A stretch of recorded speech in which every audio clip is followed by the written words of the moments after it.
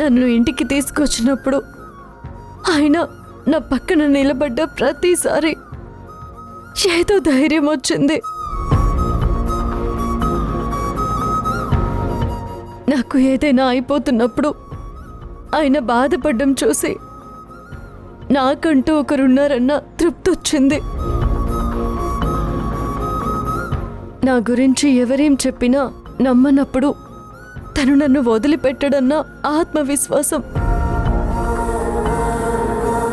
నన్ను కిడ్నాప్ చేశాక నేనెక్కడున్నానో వెతుక్కుంటూ వచ్చి చిన్న పిల్లాడిలా నా కోసం ఏడవడం చూసినప్పుడు తనని ఒక్కసారి పట్టుకుని ఏడవాలనిపించింది. అప్పుడే అది ప్రేమ అని అర్థమైంది.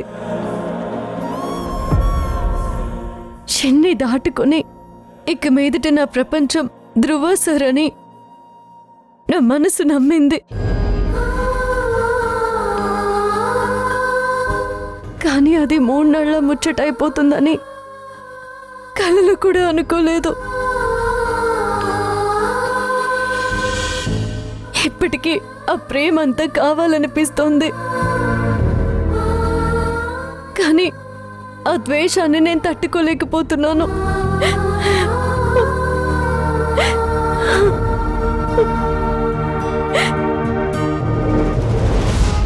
ఊరుకో వసుంధర, ప్లీజ్ బాధపడకు.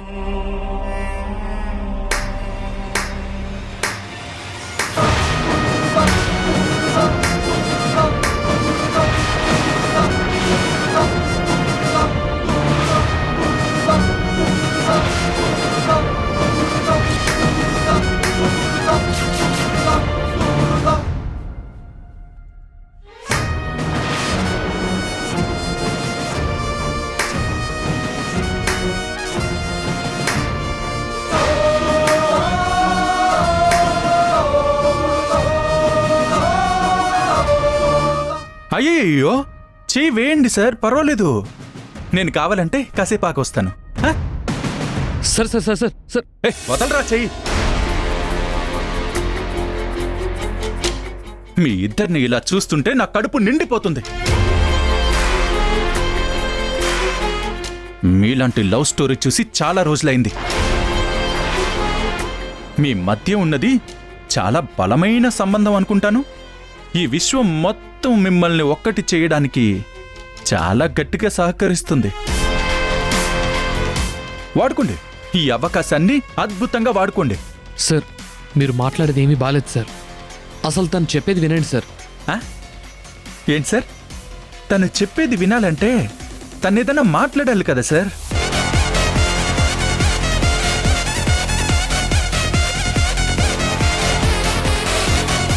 తన బదులు నీ బదులు నువ్వే మాట్లాడి అలసట తెచ్చుకుంటున్నావు.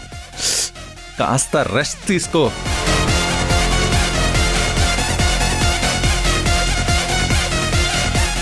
వసుంధర, పాపం రోజంతా మీరిలా కూర్చుని నించుని ఏం మాట్లాడుకుంటారు? పోనీ అక్కడ మీకు బెడ్ అరేంజ్ అయినా?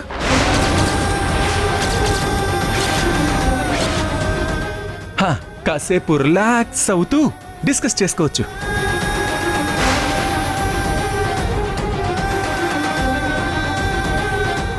సైమన్ కంపెనీ వాడు వచ్చి మిమ్మల్ని డిస్టర్బ్ చేయడు. కావాలంటే బయట నేను కాపులా పెడతాను. రేయ్,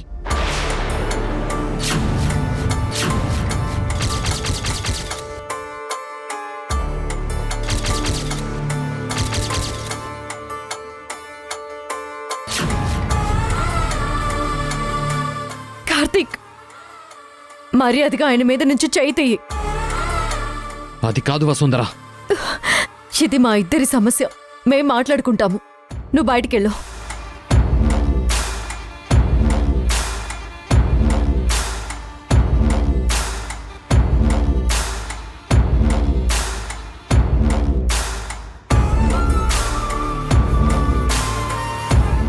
మీకు అర్థమవుతుందా మీరేం చేస్తున్నారో?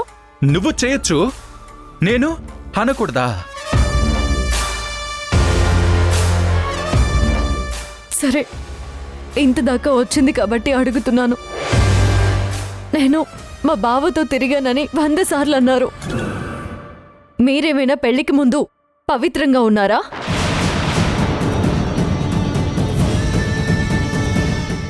ఎంతమంది అమ్మాయిలతో తిరిగారో కనీసం లెక్క తెలుసా? పెళ్ళయ్యాక హనీమూన్లో నేను మా బావకి ఫోన్ చేశానని తట్టుకోలేకపోయారు. మరి నైనికి ఫోన్ చేసి ఎందుకు రమ్మన్నారు? ఏ మీకో న్యాయం, నాకో న్యాయమా? చివరికి ఒక్క ప్రశ్న. నా కళ్ళ ముందే నా భర్త వేరే అమ్మాయితో గదిలోకి వెళ్ళి తలపేసుకున్నాడు. కానీ నన్ను ఓదార్చడానికి ఒక మనిషి నా మీద చేయి వేయకూడదా?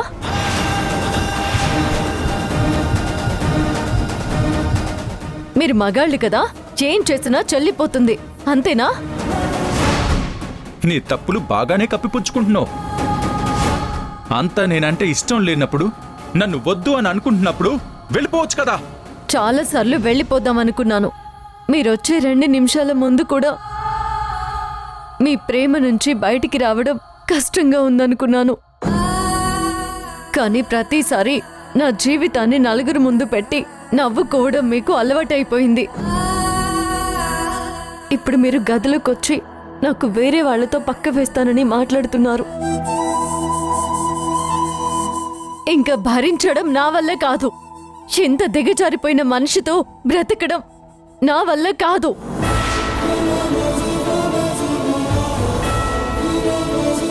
ప్లాంటేషన్ నుంచి ఇక్కడికి తీసుకుని వచ్చినందుకు, వచ్చాక మీ ఇంట్లో పని మనిషి స్థానంలో ఉంచినందుకు, ప్రేమగా నటించినందుకు, పెళ్లి పేరుతో మోసం చేసినందుకు, ఇప్పుడు విడాకులు ఇచ్చే వరకు రోజు ఇలా మానసికంగా హింసిస్తున్నందుకు చాలా చాలా థ్యాంక్స్.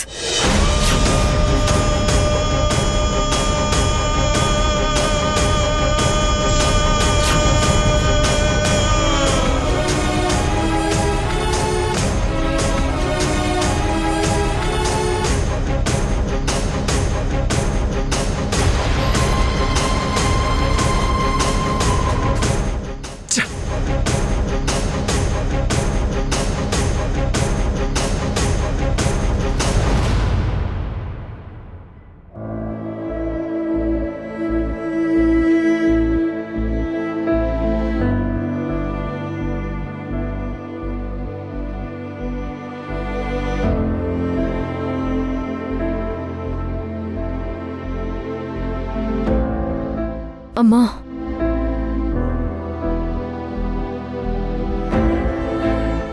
మొన్నొక మాట అన్నారు, గుర్తుందా? ఏవని వసుంధరా? ఈ ఇంట్లో నుంచి నేను అడుగు బయట పెట్టినా మీరు నాతో ఉంటాను అన్నారు. మీరు ఆ మాట మీద నిలబడతారా అమ్మా? ఇంకా నేను ఏం చేసినా ధ్రువ సార్ నన్ను నమ్మరని అర్థమైపోయింది. ఇంకా నమ్మించగలననే ఆశ కూడా చచ్చిపోయింది. మీరు చెప్పినట్టు నేను చదువుకుంటానమ్మా. ఎక్కడున్నా మీకోసం రోజు వస్తాను, మిమ్మల్ని రోజు కలుస్తాను. అదృష్టం ఉంటే మీరు నాతో కలిసి ఉండే రోజు రావాలని ఆ దేవుణ్ణి ప్రార్థిస్తాను. వసుంధరా, చాలాసార్లు ఇంటి నుంచి వెళ్లాలనుకున్నావు. కానీ నా అదృష్టమో, ఈ ఇంటితో నీకేర్పడిన బంధమో నిన్నడుగు బయటికి వేయనివ్వలేదు. ఈసారికి నన్ను క్షమించండి అమ్మా.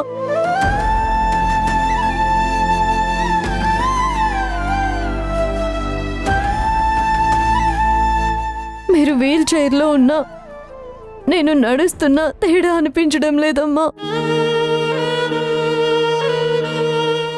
ఎవరూ నా కాళ్ళు కట్టేసి నన్ను ముందుకు వెళ్ళనివ్వకుండా, వెనక్కి రానివ్వకుండా చేస్తున్నట్టుంది.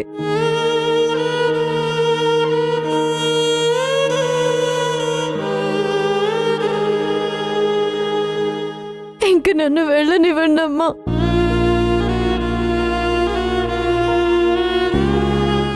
నీకంతకు ముందే చెప్పాను వసుంధరా, జీవితాంతం మనతో నిలబడేది మనమే అని.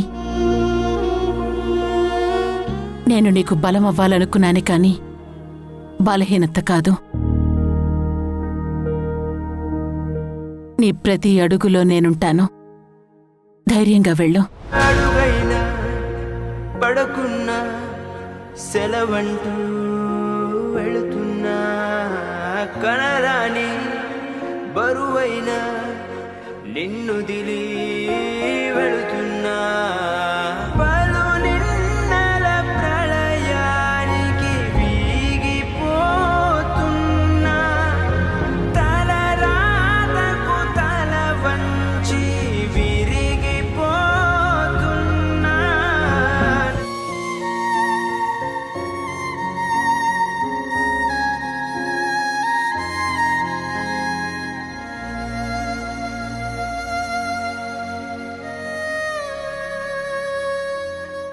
మేడం, మీతో 5 నిమిషాలు మాట్లాడాలి.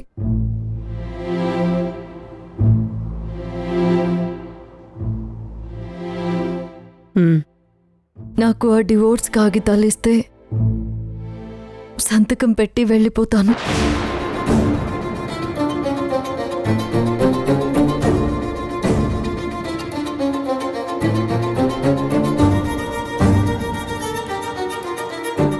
మొదటి రోజు మీ కళ్ళల్లోకి చూడాలంటేనే భయం వేసేది.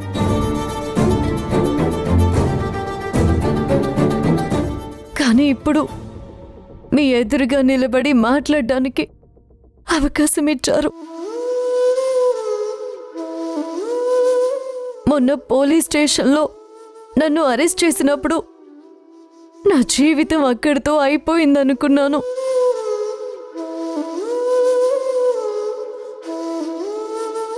మీరు నా పక్కన నిలబడకపోయి ఉంటే నేను ఎలాంటి పేరు మోసుకొని వెళ్లాల్సి వచ్చేదో. ఆ విషయంలో మీకు నేను జీవితాంతం రుణపడిపోయాను.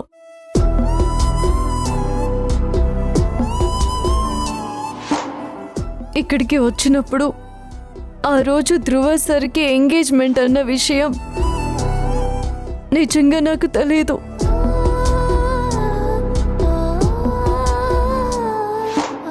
ఒక అమ్మాయికి మాట ఇచ్చాక నేను ఇంటికి రావడం మీ మనసుని ఎంత బాధ పెట్టుంటుందో నేను అర్థం చేసుకోగలను. అందుకే చాలా తట్టుకున్నాను. మీ మనసు బాధపడకూడదని ప్రతి నిమిషం ఆలోచించాను.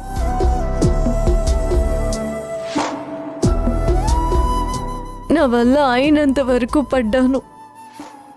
కానీ ఇంట్లో ఏ విషయంలోనూ మీ మనసుని గెలుచుకోలేకపోయాను. అందుకే కంపెనీలో మీ కింద పనిచేసే అవకాశం వచ్చినప్పుడు మీరు కంపెనీకి పునర్వైభవం తీసుకురావడానికి చేసే ప్రయత్నంలో నేను కూడా చిన్న భాగం అవ్వాలనుకున్నాను. దానికోసం రాత్రి పగలు కష్టపడ్డాను. మీరు నన్ను నమ్మారు, నాకు అవకాశం ఇచ్చారు.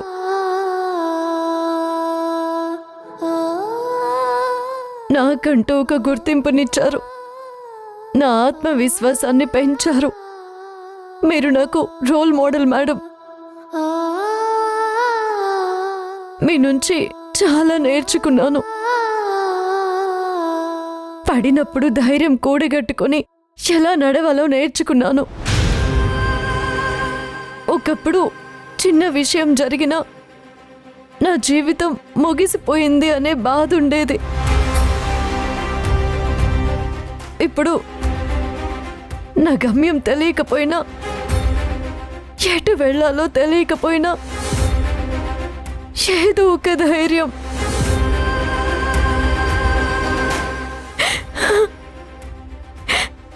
ఇది నేను తట్టుకుని నిలబడతాను. ఒక ఒక రాయి లాంటి నన్ను శిల్పాన్ని చేసింది మాత్రం మీరే మేడం.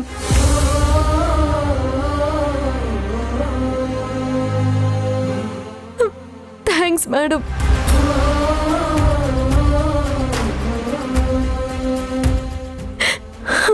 మీరెప్పుడు ఏ కాగితాలు పంపించినా నేను సంతకం పెట్టడానికి సిద్ధంగా ఉన్నాను. ఇంక నాకు సెలవిప్పించండి. ఎడారిలో కోయిలా ఏది నీ పాట, తుఫానులో దీపమై మిగిలావి పూట.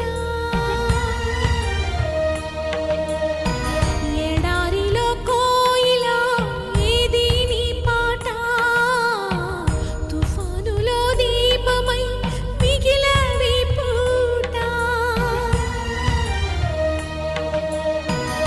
చుట్టూర సంద్రంలా చుట్టేసే కన్నీరు, ఓ కాగితం పడవల్లే ఏమైపోతావు. ఎడారిలో కోయిలా ఏది నీ పాట, తుఫానులో దీపమై మిగిలావి పూట.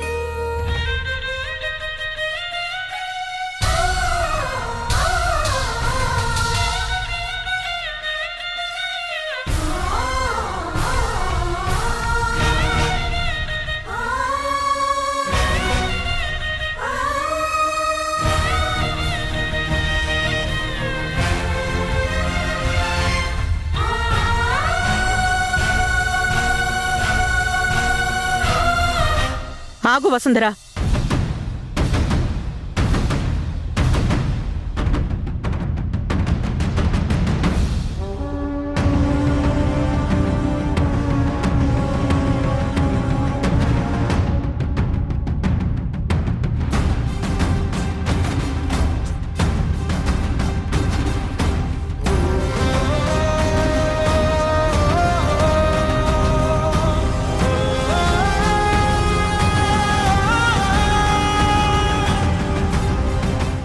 ఎక్కడికి వెళ్తావే?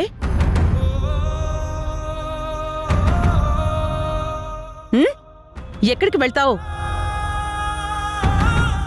వెళ్ళమన్నప్పుడు మొండిగా ఉన్నావు కదా, ఇప్పుడెక్కడికి వెళ్తావు?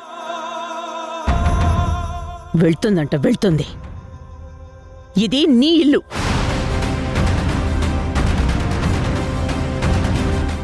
ఇదంతా నీ ఫ్యామిలీ.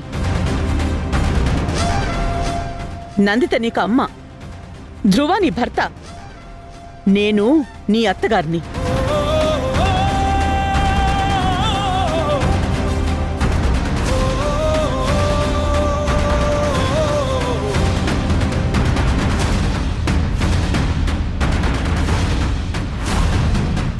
నువ్వు నా కోడలివి.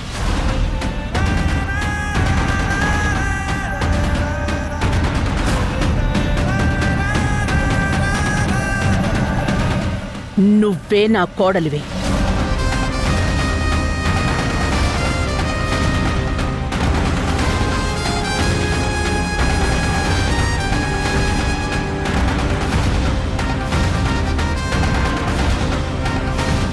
ఒకప్పుడు వెళ్ళమంటే ధ్రువ చెప్తేనే వెళ్తాను అన్నావుగా, ఇప్పుడు నేను చెప్తున్నాను. ధ్రువ కాదు కదా, నేను చెప్పినా కూడా నువ్వు ఈ ఇల్లు వదలకు.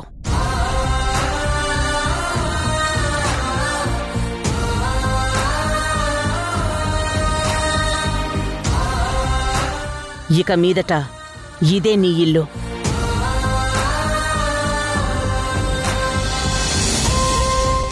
దాన్ని ఎవరూ కాదనలేరు.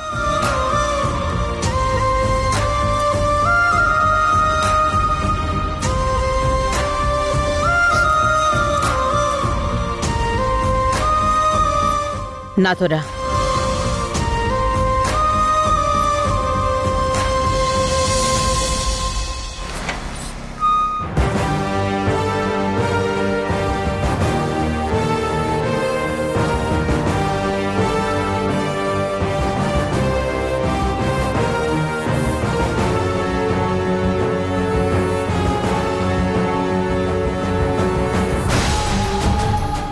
ప్రమాణం చేసి చెప్తున్నాను,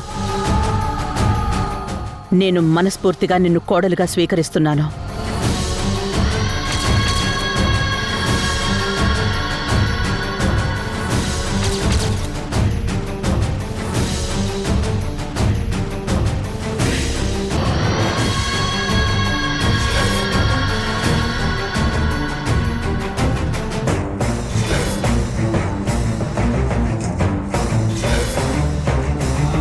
ఈ విషయంలో ప్రపంచంతో పోరాడతాను.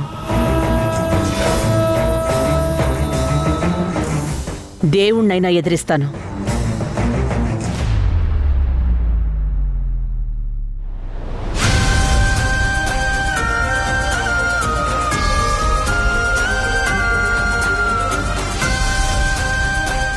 నువ్విక్కడ ఉండిపోమ్మా, చాలు.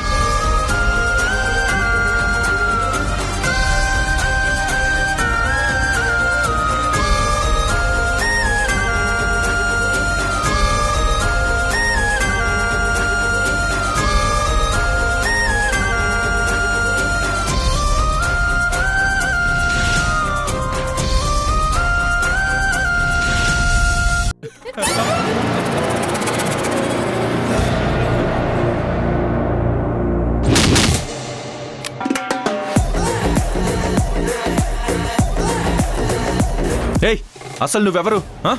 నా ఇంట్లో నీ పెత్తనమేంటి? నేను అదే అడుగుతున్నాను. మనిద్దరికి డివోర్స్ పిటిషన్ కోర్టులో సబ్మిట్ చేశాం. అది గుర్తుందా? నేను సంతకం పెట్టానా?